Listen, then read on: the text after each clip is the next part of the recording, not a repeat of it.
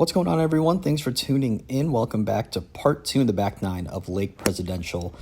If you came from the first video or part 1, you saw that I shot a 2-over.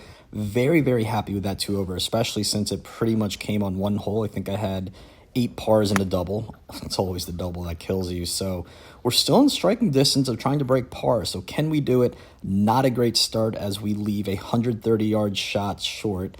The reason why I think I'm able to play to a low handicap and keep a single-digit handicap is this right here. Not the best chip, but if you can make putts and get up and down, which, God, no big deal, easy mode.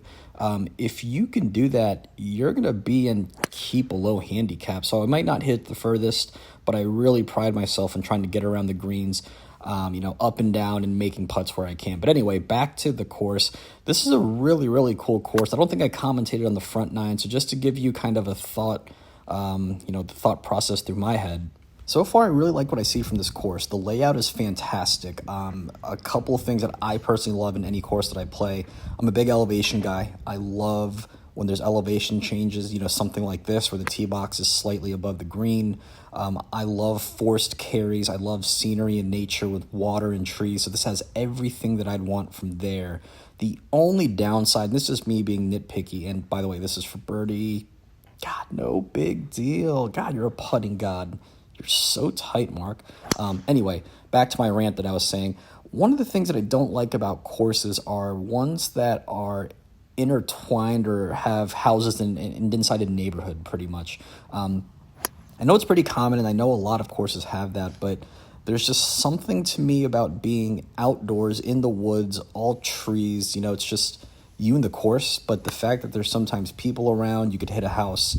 I don't know. That's the only pet peeve. Outside of that, this is a great, great course. And if you can see, I don't know if I announced this earlier, but this round, this is coming to you. This is at least 5-6 months old. I want to say this came in fall, winter of 2022, which is why I'm in like a beanie and kind of bundled up.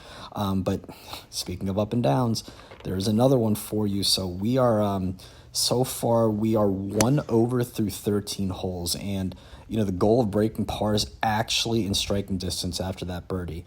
Obviously, I mentioned that now because we're about to, you're going to see a bad stretch of holes. If you couldn't tell from the thumbnail and title of, I do have some double bogeys here and there, but it's just funny to me how my goal is always to try and break par at some point, which I will do, hopefully, knock on wood. But the second that I have like one blow-up hole, the mindset immediately changes to, oh God, hold on for dear life. Can you break 80? So if you saw here, this is just a good example of a hole that I usually try to avoid. I had a bad tee shot. I had a bad approach shot. I had a horrible chip shot. If I could 1 to 2 putt this, walk away with a bogey, I'm happy. You can't 3 putt after missing the greens. So that's, your first double bogey. Oh, spoiler alert, is golf a mental game? Because look at that.